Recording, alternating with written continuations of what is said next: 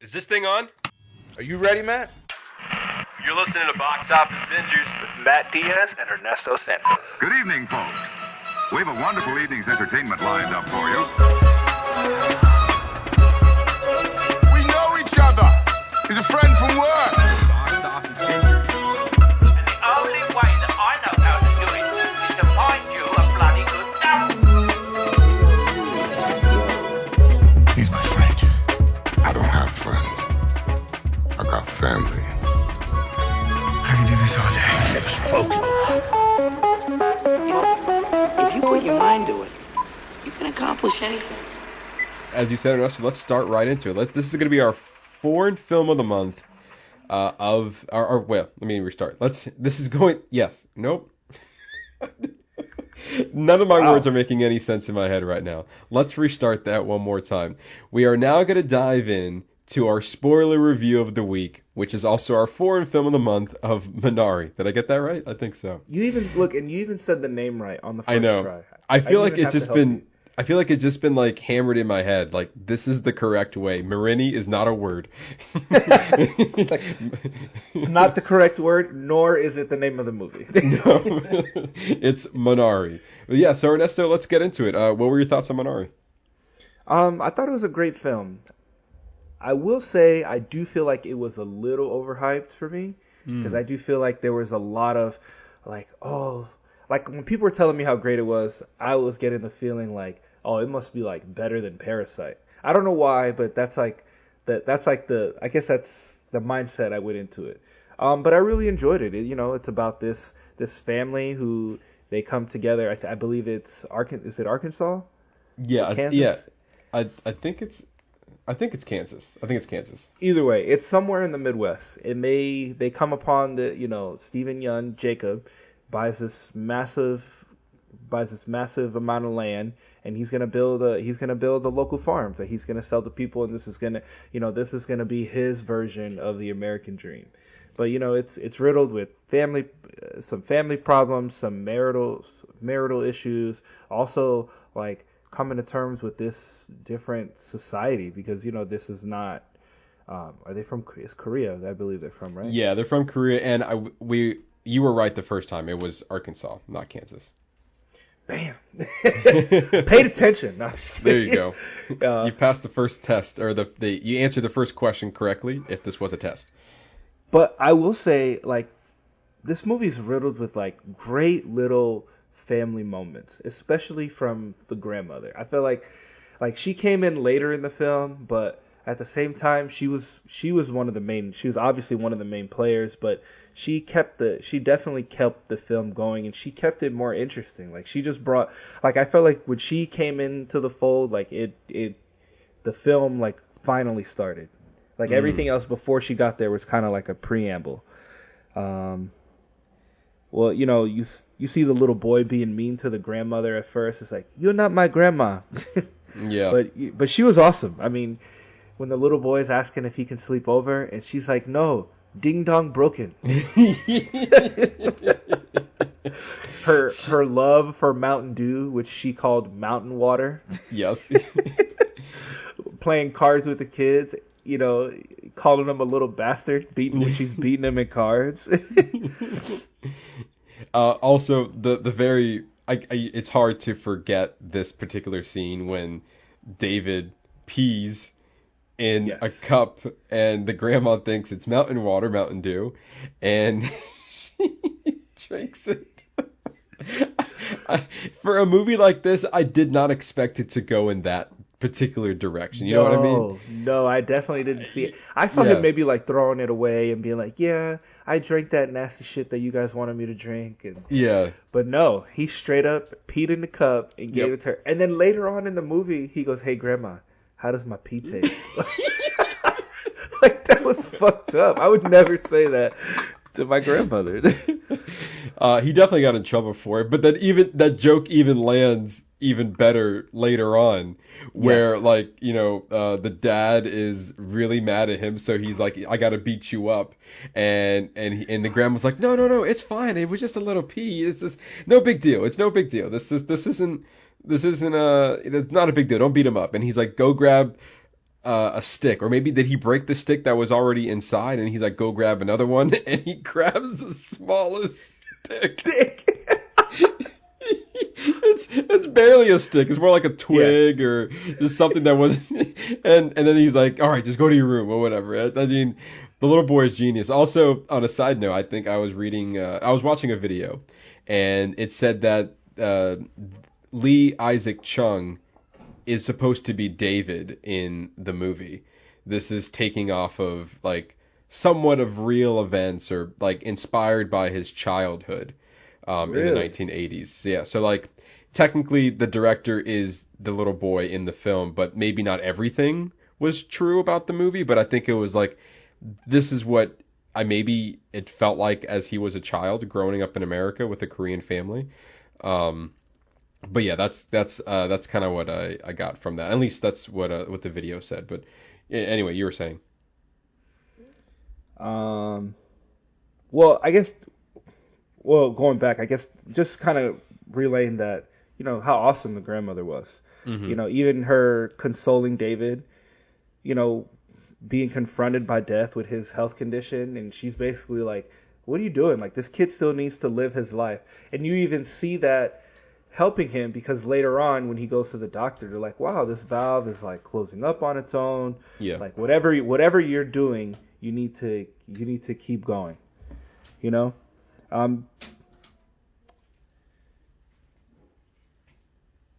Sorry, I lost my train of thought. Where are you at with the film?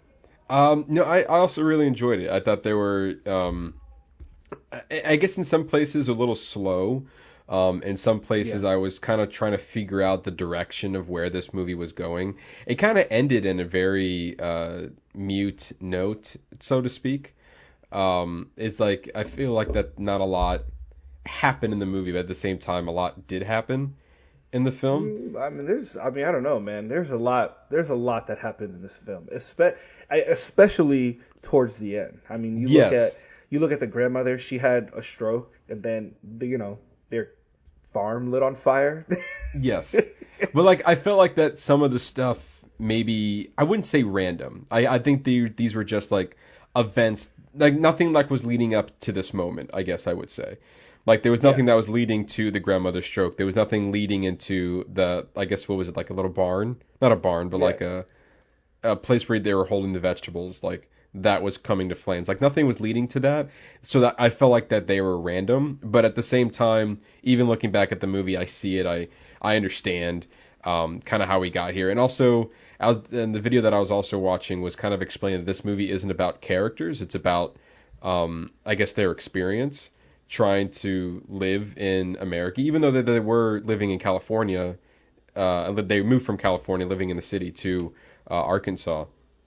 But they also, I guess it was kind of explaining how the experience, like their experience is kind of living in a new town, living in a rural area, kind of living in a place that's not necessarily they belonged. I wouldn't say that, I wouldn't use that word, but it's kind of like they didn't fit in, I guess, and they were trying to find their footing, and I guess that's kind of where they were kind of going with that. You know, the grandmother was definitely a highlight of the movie. I do agree with you that it felt like the movie started when she showed up. Like I feel everything was like a prologue to the events of like she brought an energy. Yeah, she brought an energy to the film. I mean absolutely brought the energy. I feel like in some cases she was like the comic relief in the moment in the movie until she had a stroke, and then you kind of feel for her character because she was the one that was kind of bringing this family together a little bit. She was. And all of a sudden, like, she had a stroke, and you're like, oh, no. Like, this is the one that I more or less maybe connected with the most. And so it was kind of heartbreaking. We kind of don't know where she ended from there. The movie didn't really focus on her whereabouts. I'm assuming she's still alive. I don't think she died at the end of the movie. I took it that she died. I took it that she moved on. But, maybe they're not mourning her death. They're just, maybe they're I don't know. It just felt like the way they were down at the Minari, down at the field, like it felt like she was there in spirit, not necessarily there physically. Because if she wasn't there, she was already really sick, and then she's not there. It's like, well, Grandma just had a stroke. I don't think she's doing a lot of traveling. So, right. But then Well, I guess we can talk about the ending real quick. So, Yeah. in the end, do they end up together? I don't remember. I actually don't remember if they end Yes, up together. so the way that I took it was like so they had that big confrontation right when he was selling the groceries to Correct. the farmer's market, and then like he was like, she would basically say, I can't do this anymore, I can't follow your dream, and basically kind of laying it down that you're That's getting right. divorced, and then I feel like they kind of came back together when the barn was on fire, and Yeah. like the first thing that the dad did was run over to grab his vegetables, which at this point I felt like it was a lost cause. Like the thing was into are you flames. doing? Yeah, exactly. And then all of a sudden, like he is just pushing the vegetables aside. It's like, aren't they already on fire? Like I think Yeah. they got to cut your Bert, what are losses you at this. doing? Yeah. And then I think like for me, like a powerful moment was when the wife rushed right in right behind him. Like the kids were okay. I'm gonna go and save these vegetables because I know that's what he wants. And part of me feels like that's what maybe brought them back together That's in a way. And so I didn't feel like they kind of separated. I just felt like this is just another struggle. Obviously, a big point of the movie was their strain on their marriage.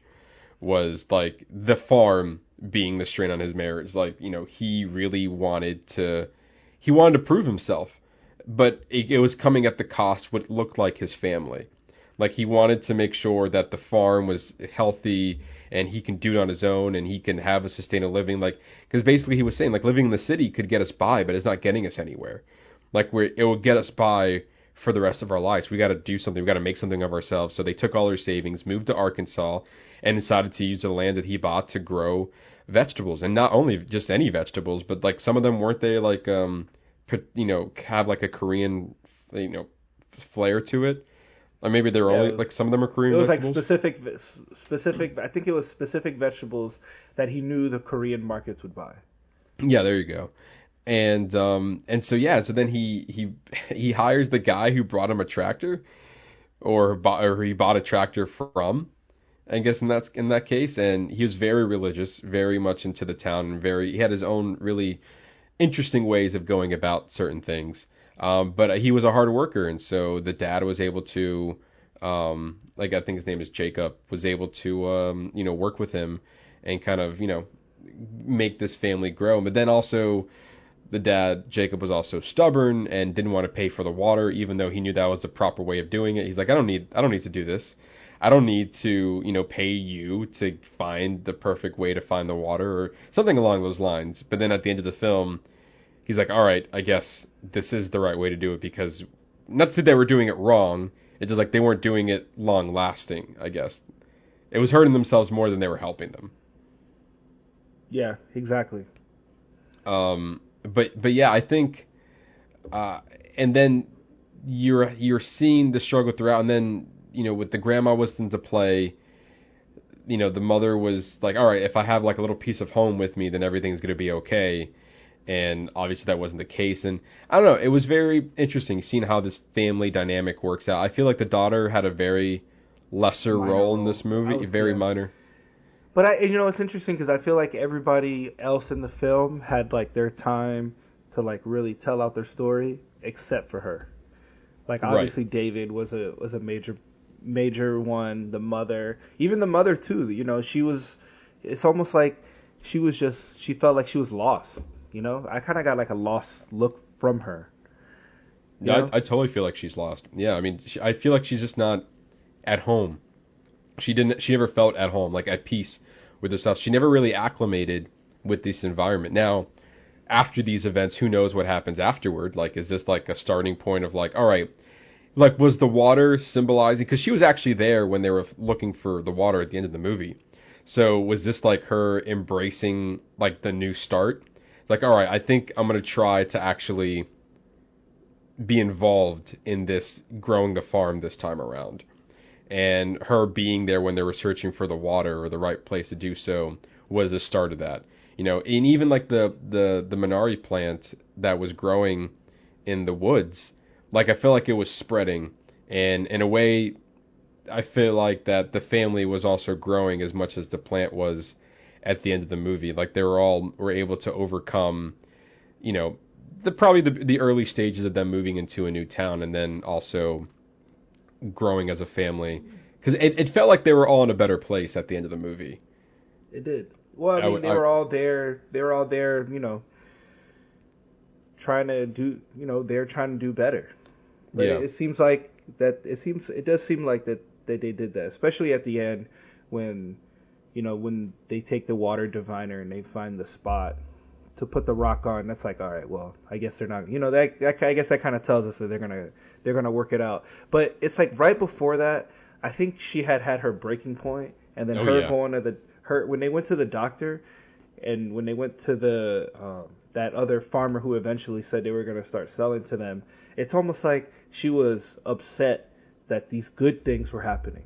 That's how I took it. Like she wasn't upset that her son was getting better, but she was upset because then that means that she was going to stay, and that he was, because the doctor said whatever you're doing now, like keep doing that, which to her meant staying there and on that farm. And at the same, you kind of get that same feeling when she's at that Korean producer, because the dad, Jacob, is suddenly ecstatic because he's like, well, look, he's doing better. We found a way to make money. Now, everything is working in our favor. Like this is the moment we're waiting for. But it seems like that was the moment she needed to realize that, like, everything is going great and I still don't want to be here. Like, so what's the problem? Well, it's also, I feel like that, like, look, everything is going great, but like almost like at what cost? Like sure. in her case, yeah, maybe she didn't want to be there, but like for him, it's like, look how much time you're focusing on this farm. Now, don't get me wrong, you kind of see it in Jacob's perspectives, like he's doing this for the family, and he wants to make sure that the family is, well off and, doesn't have to struggle like they are right now. But I can also see from her point of view of like, but like this is all you're focusing on. You're not even acknowledging anything that's happening. You're not even listening to anybody in this family. So what is the cost of having this perfect farm doing to your family? And maybe because the farm was doing well, that it maybe only signifies that like it's only going to get worse from here. At least maybe her marriage or her family, because he's going to get more invested into it and lose in touch with everything else. And then again, like she had her breaking point, only to have maybe Jacob's lowest point in the movie when the farm was burning. And he was like, now everything was going great, and now all my crops are gone. Now what do we do? And I feel like they both reached their breaking point very close together to then come up from that. And even with David, the little boy, he was able to run after grandma, even though he knew that he couldn't do that, and it ended up working out for him and telling grandma to stop moving, I guess, stop walking away. Yeah. But yeah, I mean, I don't know, like it's a very interesting movie to say the least. But I feel like there wasn't a lot. I don't know. I'm not sure what I'm trying to say. Like I guess for me, I guess comparing it to the Oscars, like, what am I taking away from this movie that I can apply to like an Oscar award-winning film? You know what I mean? Like as far as the story is concerned, like I look at the story and I'm looking at it and I was like, yeah, okay, I see what you put out and I like what you did. Like I understand everything, but like at the same time, nothing really stood out to me. Like, oh my God, that was amazing. Everything was just fine, I guess. Okay, like it was good. Like I felt like it was good, but it wasn't incredible. Right. And I don't think I ever had the problem like you had where I wasn't really comparing it to Parasite. But it definitely felt like this was the foreign film of the year that everyone was talking about. Yeah, but that's what I meant. I guess that's what I mean when I say that. Like, when you're telling me that this movie is up for Best Picture, right? Not for international film, but for Best Picture, the same way that, like, and it's the one immediately following Parasite. So it's like, oh, well, it must be on the same level, if not better than the movie. And maybe that was just me, like, mentally, like, really thinking it out. Like, maybe that was me that put it on that pedestal. Maybe that's the problem I came with it. Like, I really should have came with it, obviously, with no expectations. But, I mean, to me, it was just, it's just a family story. It's just a family drama, and when when you come to this country and you're trying to make something of yourself, well, all right, we always hear about that, but what does that actually look like? Well, here's an intimate first look at this family's journey. Right. That's kind of how I took away from it. Yeah, and I think you chose a good word there, intimate. It was a very intimate story. It felt like a very personal story. So hearing that the fact that the experiences were very maybe inspired by the director's experiences as a young boy makes complete sense, because it did feel like all this was coming from a personal place. I think maybe part of it as well, Ernesto, is that, you know, Oscars is on the brain right now. So like as soon as I'm done watching this movie, I'm looking at all the nominations, I'm looking at what it's up against, and it's like, all right, how does this stand out in the bigger pictures of the Oscars? And it's like, I don't really see much there, but that's just fault of mine, because I should be just focusing on the movie itself and not under an award. Not comparing it to what else it's up against. Yeah. Exactly. So it's kind of hard not. It's really hard not to, though. I know. It's hard not to, though. And it's interesting because, like, you know, we can probably watch this movie 2 years down the line, escape from the Oscars, no matter what awards it wins, and we might have a different perspective because we're not trying to compare to something else. We're just totally agree. We're just watching a movie. But I guess final thoughts. I did like the movie. It wasn't a bad watch. No, I did like. I think the grandma, the actress's name, I'm gonna butcher it, and I'll butcher it later as well. Yu Jung Yun, who played the grandma in the film. I definitely think she was a standout. It definitely 100%. Helped that she was the comic relief in a very like I don't know, somber drama throughout. So she definitely stood out. I think David stood out, and I think Steven Yeun's performance was actually. I liked it, but I didn't think it was amazing. I thought it was pretty good. To me, I think him and the grandmother were the complete standouts in that film. And not even together, separately. Like separately, okay. They when they were in frame or they were in the scene, like you just, I don't know, I felt like a better connection towards them. Like wow, I don't know, they just brought something extra. Like earlier, like that scene when they're at that I think it's like a church gathering, and the little boy wants to come. He wants to hang out with David. He wants him to sleep over his house, and they're like, "Oh, we can't." And she just out of nowhere, it just goes, "Broken ding dong." Yeah, and it's funny because those words instantly holds weight, because we had the scene prior where he was peeing the bed, and so like we all understood that instantly, as well as the little boy knew exactly what the grandma was talking about, and the kids over here like, what do you mean broken ding dongs? Like, don't worry about it. Let's just leave. And it's like a funny. I thought that was great. But even the church scene, it was a great example of like them trying to fit in, and even at the end of it, they were like, maybe let's not go to church on Sundays anymore. Maybe we won't do that. Maybe we won't do that.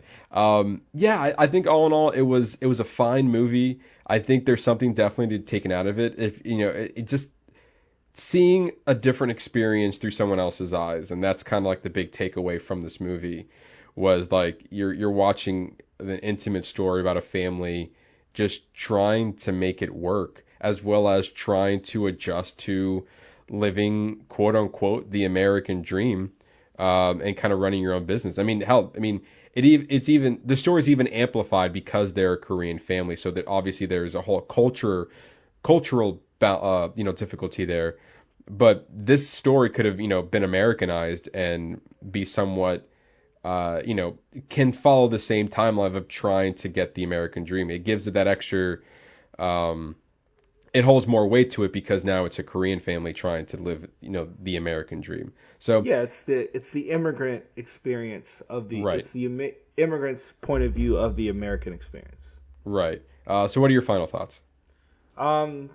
It was good. It was a great film. I think standout performances from Yu Jung Yun and Steven Yeun, being the grandmother and the father. It was a good movie. There's a lot of great moments, and it tells a really intimate story of the American experience. All right, so there you go. That's our foreign film of the month and our spoiler review of Minari. Hey, thanks for listening to this edited version of our weekly podcast, Box Office Bingers.